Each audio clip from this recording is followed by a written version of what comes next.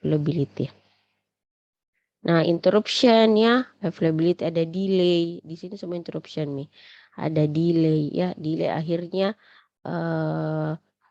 pada tidak sama kita mengeluarkan informasi, waktunya itu mungkin ada beberapa menit atau beberapa sehingga ya tidak real ya, informasinya sudah tidak real.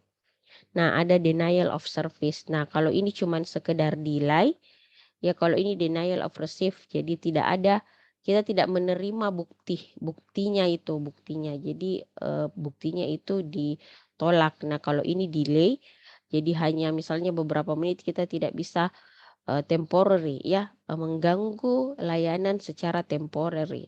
Kita tidak tahu, kadang-kadang dia datang mengganggu, tidak ada waktu yang tepat. Nah, kalau ini layanan memang betul-betul tidak bisa long term. Jadi kalau delay itu waktunya lebih pendek dibanding denial of service. Jadi kalau delay mungkin misalnya, "Tunggu Pak, mungkin 5 menit saya akan perbaiki," atau 10 menit. Tapi kalau denial itu biasanya lebih long term. Long term itu panjang ya.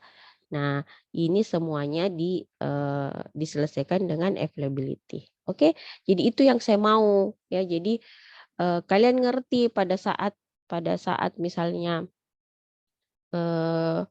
ini ya, pada saat misalnya gangguannya adalah gangguannya adalah interception, ya saya harus memperbaiki confidentiality saya.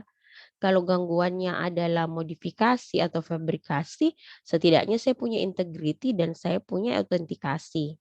Oke, jadi tahu sakitnya mana, obatnya mana. Ya, jangan Jangan cuman sakitnya itu di interruption, confidentiality-nya juga minta di ini, availability-nya juga minta di ini. Jadi penting ya, jadi penting itu kita mengetahui. Jadi kalau saya punya interception itu setidaknya saya perbaiki confidentiality saya ya.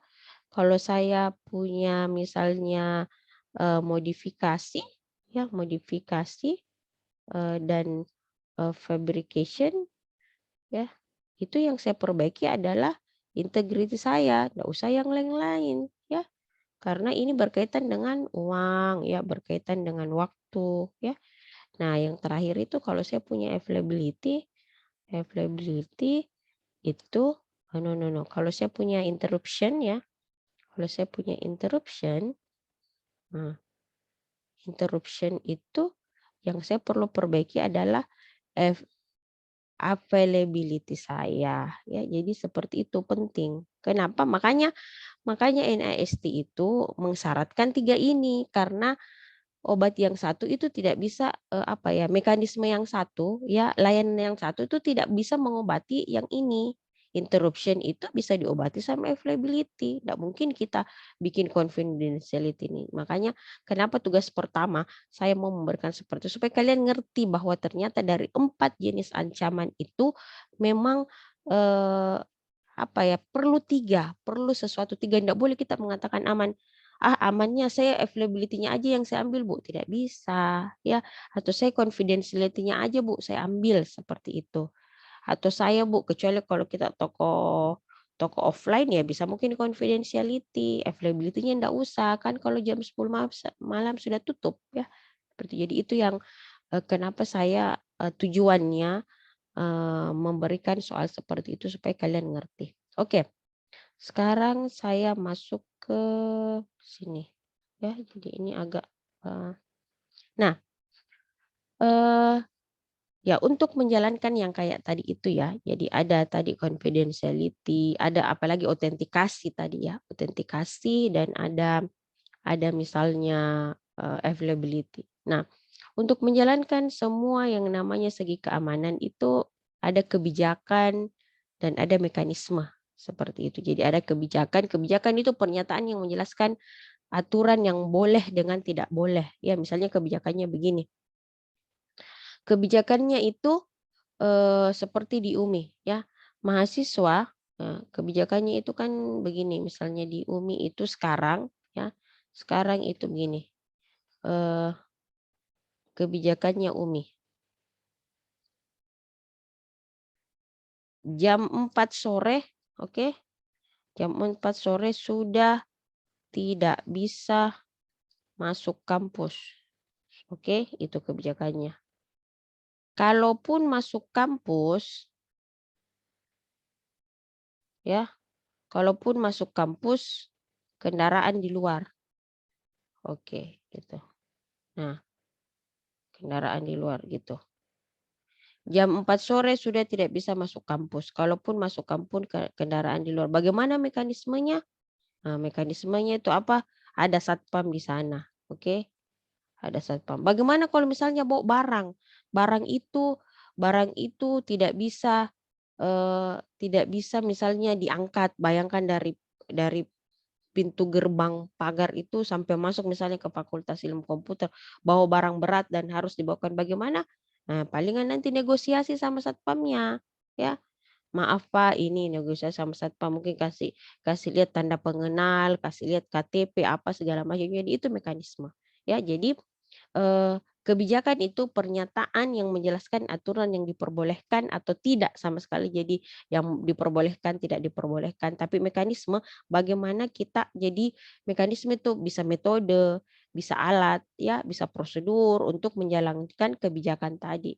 Kalau misalnya marah sama satpamnya, bisa aja masuk kembali, misalnya saya keluar gitu kan, jadi atau keluar terus masuk lagi bisa, tapi jalan kaki gitu kan, nggak bisa membawa kendaraan. Jadi seperti itu. Jadi terkadang beberapa ada kebijakan, ya kebijakan bahwa, eee, tidak bisa kita, kebijakan, begini, kebijakannya itu, supaya tetap aman, ATM itu tetap aman, makanya senantiasa mengganti mengganti, password. Ya, mekanismenya itu seperti apa? Nah, biasanya kalau sudah lama kita tidak menggunakan ATM, biasanya kita tidak bisa melakukan transaksi sebelum mengganti PIN. Nah, itu mekanisme. Nah, itu mekanisme untuk menjalankan seperti itu. Ya, jadi, banyak hal ya, banyak hal. Misalnya, kalau misalnya, ATM-nya hilang, ya, ATM-nya hilang, ya, ATM-nya hilang terus, bagaimana saya mau bikin ATM baru, oke. Kebijakannya itu si bank mungkin, harus membawa ya kebijakannya itu, yang apa, yang ingin mengganti ATM atau membuat ATM baru harus, harus orangnya yang datang, kalau bukan orangnya harus pakai surat kuasa, ya seperti itu. Jadi harus jadi misalnya kalau mau ganti, orang yang bersangkutan kan, orang yang bersangkutan. Kalau misalnya ya, kalau misalnya bukan yang bersangkutan, bisa pakai surat kuasa, itu mekanisme ya, bisa pakai surat kuasa, seperti itu. Ada mekanisme untuk memastikan bahwa kebijakan ini berjalan dengan baik atau mau ganti, eee, mau ganti biasanya memperlihatkan KTP dulu ya, memperlihatkan KTP, memperlihatkan apa itu salah satu cara untuk, salah satu mekanisme untuk menjalankan kebijakan. Jadi itu bedanya, kebijakan, aturannya, mekanisme itu supaya kebijakan itu berjalan, ya, berjalan, supaya kebijakan itu sesuai sesuai nih Pak. Jadi misalnya kalau, "Kenapa kok kasih masuk orang?" Misalnya satpamnya, "Kenapa kamu membuatkan ATM baru?" "Karena dia ini Pak, ATM-nya katanya hilang." "Apa buktinya?" Kita jalankan mekanisme membuat surat kehilangan, ya surat keterangan kehilangan dari polisi, dia bawa KTP, apa dan segala macam, surat domisili ya, jadi seperti itu. Itu perbedaan antara kebijakan dengan mekanisme. Jadi ini sesuatu yang sebenarnya apa ya, eee eee ya perlu ya yang namanya kebijakan itu kan, terkadang tidak sama untuk semua orang ya. Jadi misalnya, eee, apa kalau kita datang bersamaan begitu, punya kasus yang sama hilang ATM. Tapi yang satu mungkin itu yang hilang ATM-nya itu mungkin bapak-bapak atau apa, atau yang sudah berumur mungkin, dengan ininya, "Pak, nggak bisa orang tuaku datang, dia sudah sakit-sakitan," apa dan segala macam. Dia bisa pakai surat kuasa. ya. Kalau kita mungkin tidak, ya tidak. Ibu mah masih sehat apa dan segala macam ibu sendiri yang urus. Jadi Kak, terkadang kebijakan itu untuk kasus yang sama memiliki kebijakan yang berbeda, ya. Jadi biasanya kalau kami dosen ada presentasi. Presentasi itu sebenarnya harus ketua, ya ketua, ketua penelitian. Tapi ada satu sisi di mana ketua penelitian itu bisa diganti pada saat dia misalnya lagi tidak di tempat atau lagi keluar bertugas, tapi pakai surat kuasa juga. Nah, di sisi lain tidak boleh, tetap harus ketuanya selama dia tidak menjalankan, tugas yang lain. Jadi, sometimes kebijakan itu tidak sama untuk setiap kasus, tidak sama untuk setiap orang. Makanya dibilang bijak, ya, bukan aturan. Kalau aturan itu, ya seperti itu Mi, aturan-aturan strict strict gitu ya, strict mengikat semua orang begitu. Tapi kalau kata kebijakan itu masih bisa kita berikan kebijakan, berikan apa dan segala macam. Oke. Nah, saya masuk ke sini. Jadi itu, ya. Eee, terus, kebijakan security itu sebenarnya untuk, apa ya, ada kebijakan dan mekanisme itu, tujuannya adalah, memberikan kepada kita rasa aman, ya. Jadi kalaupun, ada beberapa, mekanisme yang dilanggar ya atau mungkin kebijakan berjalan tidak sesuai dengan yang seharusnya, itu kita tahu alasannya seperti apa, ya. Nah, kebijakan dan polisi itu sebenarnya kebijakan dan mekanisme itu, ingin, memberikan tujuan dari keamanan itu ya, menjelaskan tujuan dari keamanan itu yang pertama adalah adanya pencegahan ya. Jadi misalnya tadi, kenapa Umi membuat aturan bahwa jam 4 itu sudah tidak ada yang masuk, ya dia mencegah begitu ya, mencegah mencegah misalnya jangan sampai, apa, di kampus itu kan jam 4 itu sebenarnya sudah tidak ada proses belajar mengajar, ya. Siapa tahu dengan masuk mahasiswa, apa dan segala macam ya, itu takutnya di dalam ada sesuatu yang tidak bisa kita, apa, minimalisir kalaupun ada kejadian yang ini. Makanya ditutup ya, jam 4 itu tidak boleh. Jadi, eee kebijakan dan mekanisme itu tujuannya tadi satu, untuk mencegah. Jadi kita mencegah mencegah penipuan. Misalnya, "Kenapa Bapak mau, bikin ATM baru?" "Karena hilang." "Mana surat keterangan hilangnya?" Ya itu, ya kita mencegah. Jadi ada prevention, ya. Jadi tujuan dari security itu tuh salah satunya adalah prevention. Ini penting, jadi tingkat pertama itu kita mencegah dulu, ya, mencegah dulu misalnya dengan adanya password.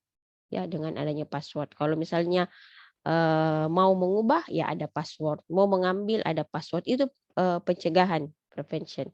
Nah, yang kedua itu deteksi. Nah, biasanya kalau kita sudah ada di level deteksi, kita tidak bisa mencegah, ya. Nah, seperti ini Covid sekarang, bagaimana itu pencegahannya? Pakai masker, ya, jauhi kerumunan, cuci tangan, begitu ya, apalagi, makan makanan bergizi itu prevention, jadi kita mencegah. Nah, kalau sudah masuk deteksi, deteksi itu terkadang artinya sudah terserang tidak bisa dicegah. Ya, kalau deteksi itu warning. Jadi misalnya deteksi itu apa? Tadi dia memasukkan password, toh password salah 3 kali itu warning sebenarnya. Ya, ini orang benar atau tidak nih? Makanya diblokir. Ya, seperti itu. Jadi tujuan keamanan pertama kita prevention, yang password, yang ketiga itu kita deteksi. Kalau dia sudah lebih 3 kali salah, nah makanya diblokir ATM-nya. Nah, yang terakhir itu recovery. Ya, recovery, jadi misalnya tadi terblokir ATM-nya, dia datang kan, dia datang begitu, "Bu, terblokir KIPin ATM-ku, kenapa bisa 3 kali Kak salah?" Begitu, biasa ditanya, "Di mana Ki?" Biasa ditanya setidaknya jangan sampai orang yang salah. Saya pernah begitu ya, ATM saya tertelan, saya tidak sempat ngambil, cuma ngambil duit, itu saya lupa, ternyata tertelan di dalam. Nah, ditanya, "Di ATM mana?" "Oh di jalan ini, tanggal berapa, ini, pukul berapa?" Ditanya ya, supaya di recovery. Jadi recovery ATM-nya, di stop. Jadi kita stop, kita stop transaksinya. Habis itu kita assess itu seperti diperiksa ya, kira-kira kerugiannya seperti apa. Habis itu kita perbaiki. Ya, jadi begitu. Jadi tujuan dari security kita mencegah dulu. Mencegah itu setidaknya mencegah itu menghindari hal-hal kerugian yang lebih besar ya. Ya, misalnya kalau ya itu kalau COVID ya sudah pakai masker, jauhi kerumunan, tidak apa dan segala macam. Nah, ternyata ada pada saat deteksi, oh ada kemungkinan dia COVID, ya sudah dideteksi, diperiksa apa dan segala macam. Oke, enggak boleh misalnya harus isolasi. Habis itu di recovery, ya diisolasi, di apa dan segala macam, dikasih obat, akhirnya selesai. Jadi begitu security. Prevention, detection, dan recovery. Jadi tidak hanya prevention aja, kan si hacker itu juga jago ya, bisa saja kali pertama tidak lolos, kali kedua lolos. Ya, itu kalau sudah lolos dideteksi. Setelah dideteksi, kita tanya kerugian apa yang terjadi, baru kita perbaiki.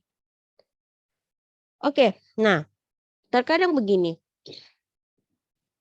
ada hal di mana keamanan itu membuat kita tidak nyaman sebenarnya. Misalnya misalnya barangkali kita sudah mengunci rumah kita ya, mengunci rumah kita. Ternyata kuncinya hilang atau kuncinya ketinggalan, mungkin tidak tahu ketinggalan di mana, apa dan segala macam.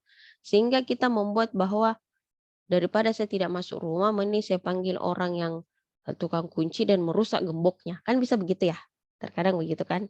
Terkadang kalau kita tidak bisa apa-apakan ya sudah, pakai cara belakang aja. Nah, dalam dunia keamanan pun seperti itu ya.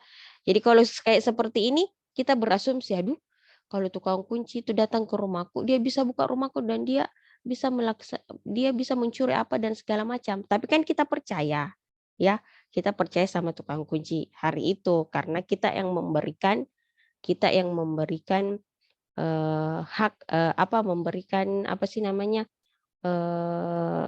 silahkan ya, silahkan saja begitu. Jadi ada kepercayaan dari si pemilik rumah atau si pemilik kunci dan gembok itu. Jadi itu ada asumsi. Nah, makanya ada istilah backdoor ya. Istilah backdoor itu dalam dunia keamanan kita bisa kita bisa memperbaiki tanpa melewati mekanisme tadi mengunci pintu. Jadi kayak backdoor itu kayak begitu. Jadi tukang pintu datang ya. Seperti itu keluarga saya, kunci mobilnya ketinggalan, kan ada itu misalnya, kunci mobilnya ketinggalan di dalam mobil, habis itu dia tutup, itu kan tidak bisa dibuka. Jadi caranya telepon juga orang yang suka duplikat kunci, gampang sekali dia dia cuman pakai apa begitu, terbuka. Ya jadi kalau kita kita, berasumsi bahwa dia mau mencuri mobil bisa ya, bisa kejadian. Jadi itu ada backdoor, yaitu mekanisme keamanan kunci yang dapat dilewati.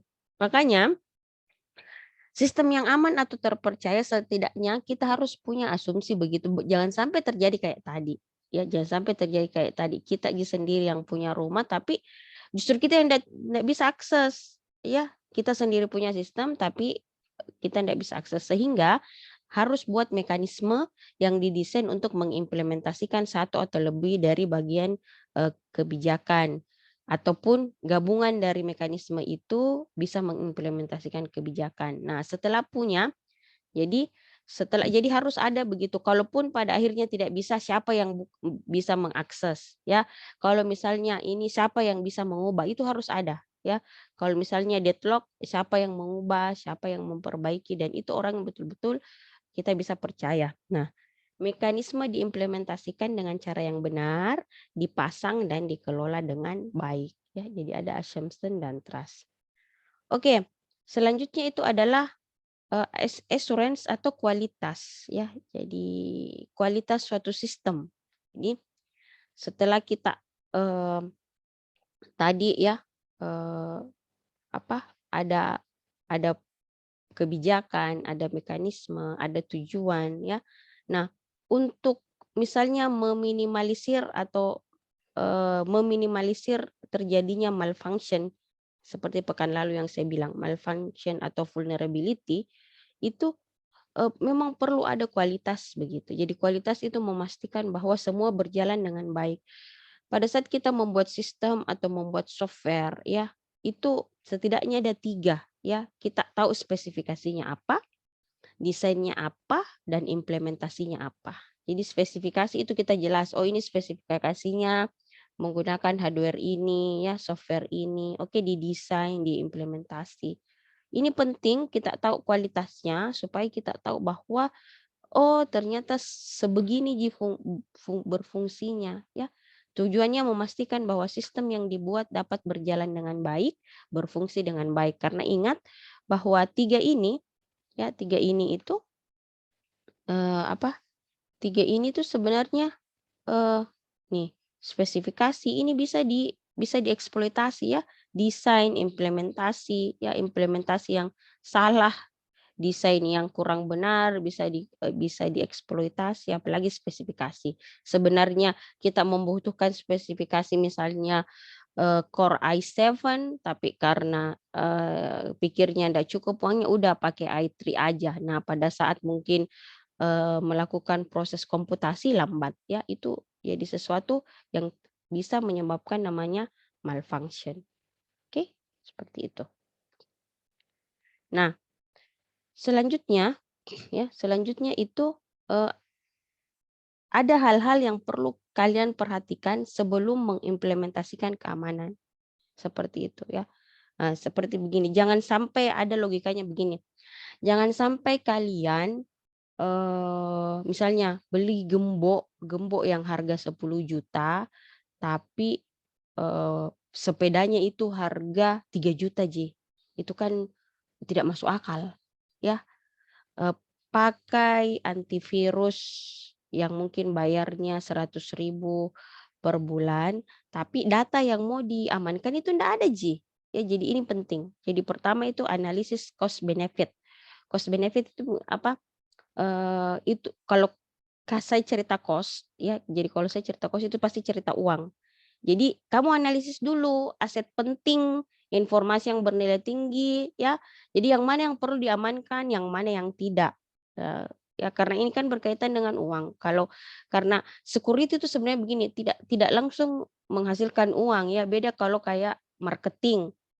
Kalau marketing itu kan kita menjual langsung dapat uang. Jadi kalau orang sales, orang marketing, orang penjualan ya, orang pemasaran, begitu mereka selesai prospek biasanya ada uangnya. Nah, tapi kalau security kan tidak ada.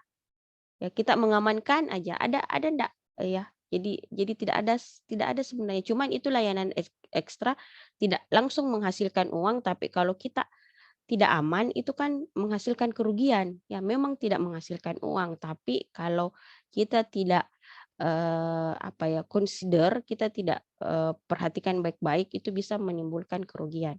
Nah, jadi penting dianalisis ya, ini apa, ini apa, ini apa. Jadi ada itu cost benefit. Misalnya data. Misalnya kalau di bank itu akan berbeda juga setiap organisasinya. Kalau mungkin di perguruan tinggi tidak ada yang krusial gitu ya, kecuali mungkin data nilainya mahasiswa itu yang krusial, bahaya ya data nilainya mahasiswa. Kalau bank lain lagi ya, lain lagi dia pasti data nasabah ya, uang nasabah itu yang penting. Nah, kalau rumah sakit lain lagi. Rumah sakit itu data rekam mediknya pasien, itu yang penting. Jadi perlu dianalisis, itu disesuaikan dengan culture organisasinya. Kalau organisasinya tentang marketplace, apa yang penting. Nah, ini yang akan nanti ditahu bahwa oh, ini betul diamankan. Kenapa uang, surat tanah, akta tanah harus dalam brankas? Karena itu penting. Kenapa makanan di kulkas Ji? Ya tidak penting Ji begitu makanannya. Jadi ini penting analisis cost benefit. Terus yang kedua ada namanya analisis risiko. Nah, makanya kayaknya semester 5 kemarin kalian belajar manajemen proyek ya. Nanti juga ada namanya mata kuliah manajemen risiko, penting ya, karena segala sesuatu yang kita ambil ya, segala sesuatu yang kita jalankan, segala sesuatu yang kita pakai itu ada risikonya ya. Jadi tadi misalnya pakai brankas, oke? Kalau misalnya saya tadi pakai brankas, brankas itu kan biasanya dikunci pakai PIN, ya. PIN-nya itu jangan sampai kamu lupa, siapa tahu sudah pakai PIN, pas mau dibuka ndak bisa begitu, lupa ya. Jadi ada analisis resiko. Kalau misalnya pakai, firewall atau kita misalnya pakai VPN, apa resikonya? Resikonya mungkin mahal, terus resikonya mungkin harus punya tenaga IT yang bisa, bermain-main di firewall dengan VPN, itu yang perlu kita analisis. Jangan cuma ambil tapi tidak dianalisis resikonya. Kalian pun kan kuliah ada resikonya. Resikonya bangun pagi, kuliah jam 7, kerjakan tugas, bayar SPP. Kalau enggak mau terima resiko itu, ya tidak jadi, enggak jalan. Ya, jadi setiap apa yang kita jalankan ada resikonya. Nah, resiko ini bisa kita terima, bisa kita jalankan, atau bisa kita kasih ke orang lain mitigasinya. Misalnya, resikonya butuh butuh, mau pakai VPN, ya, mau bikin sendiri atau mau pakai, layanan penyedia siapa, misalnya mau pakai Telkom atau mau pakai XL terserah. Kalau pakai Telkom begini harganya, kalau pakai XL begini harganya, itu ditimbang-timbang, ya, ditimbang-timbang segala macam. Nah, yang ketiga masalah operasional, tapi mungkin di Indonesia ini tidak terlalu kuat. Nah, tapi di luar negeri ini strict, makanya saya sih lebih menyarankan kita-kita itu menggunakan aplikasi yang betul-betul sudah punya nama, ya, misalnya kalau kayak Telegram, Google yang betul-betul bisa bisa menjaga privasi. Nah, ada namanya laws and custom. Jadi berkaitan dengan hukum, ya. Jadi ada beberapa, misalnya kalau nggak salah, kalau kita buat aplikasi itu memang ada beberapa aturan ya, ada beberapa hukum. Kalau kayak kita sih di Indonesia ada undang-undang ITE ya. Jadi misalnya kalau ini, cerita tentang hukum, biasanya itu kalau di Indonesia kita punyanya, ada undang-undang ITE. Nah, kalau mau buat aplikasi setidaknya baca ini dulu, ya. Aplikasi itu ada ininya, ini kita loh, dan custom. Custom sesuai dengan, organisasi kita. Kalau organisasinya kecil ya nggak usah tinggi-tinggi lah ya. Ada aturan, jangan sampai, bikin sesuatu tapi tidak terstandarisasi ya. Misalnya kalau kayak, eee, makanan ya, makanan, oh, orang yang jualan makanan itu kan, kalau mungkin yang jual-jual kue tidak terstandarisasi kan, ya udah biasa aja. Tapi kalau snack-snack yang sudah mulai dijual di supermarket ya, dijual di misalnya, di Bukalapak apa segala macam, itu mereka sudah dapat dari BPOM atau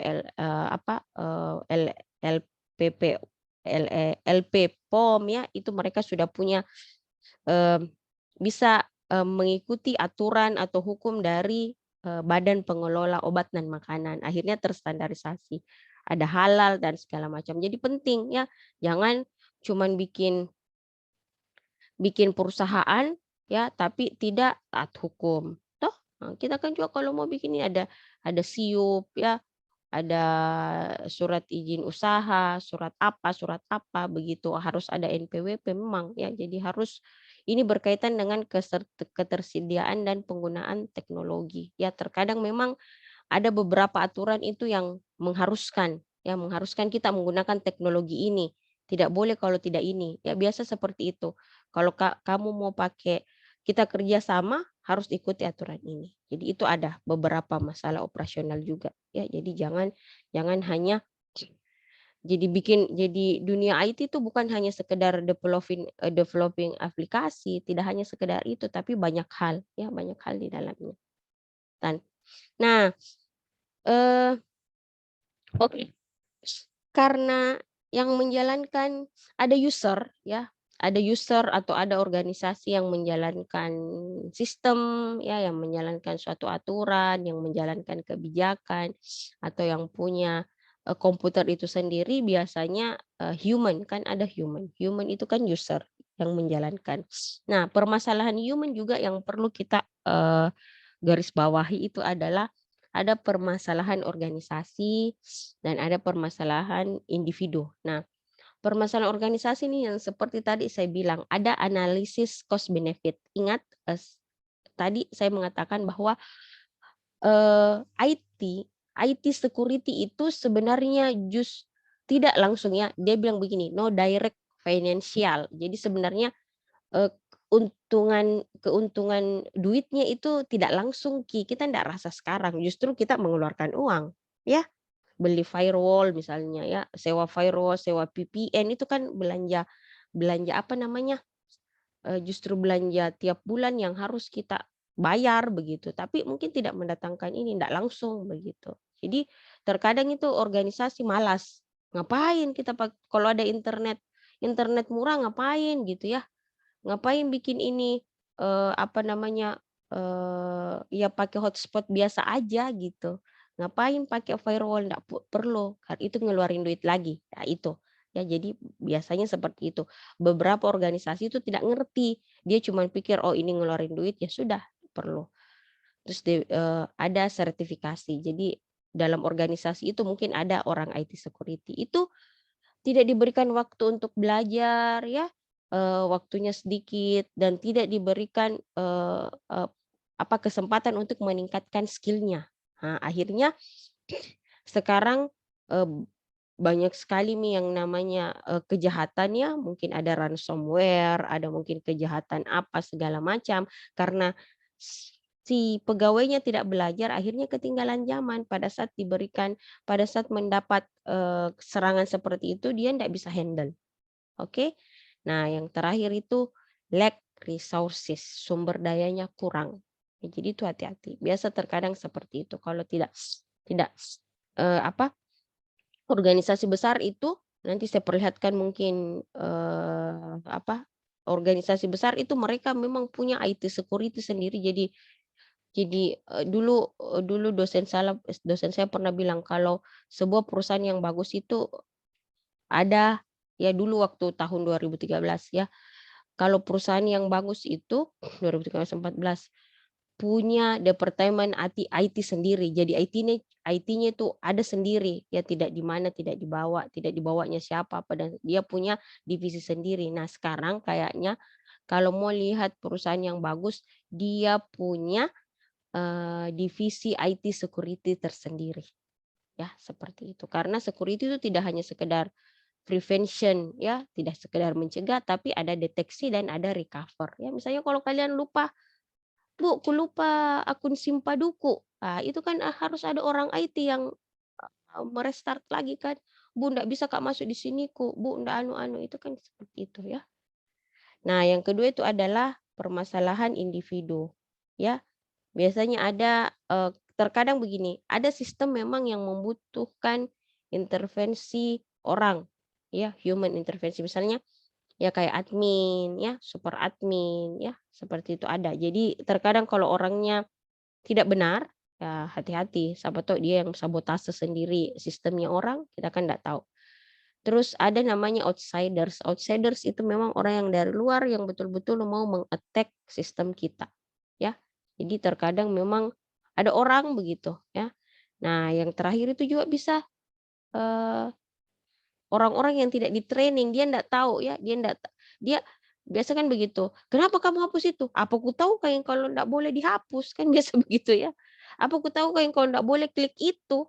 Nah, jadi untrained personal. Jadi orang-orang yang tidak di-training secara bagus, eee, melakukan suatu hal yang menurut dia mungkin biasa-biasa aja, tapi menurut orang lain itu salah. Ya kayak yang video yang awal saya perlihatkan ya, untrained personal mungkin belum pernah diberikan pelatihan bahwa mendownload itu salah ya, menggunakan aplikasi yang tidak terotorisasi itu salah, ngomong-ngomong di social, networking itu salah, kan mereka tidak, di-training. Nah, ini yang terakhir jadi security life cycle ya, siklus hidup keamanan itu seperti ini. Ya, jadi semua berkaitan, jadi dari threats ya, kita bikin kebijakannya seperti apa, mekanismenya seperti apa, baru kita buat spesifikasinya ya. Spesifikasi ya, makanya kayak kemarin, yang saya cerita bahwa DoD-nya, sistem pertahanan keamanannya Amerika pun itu tahu bahwa pasti akan ada ancaman ya, makanya dia bikin, eee, kebijakan itu bahwa, setiap 5 menit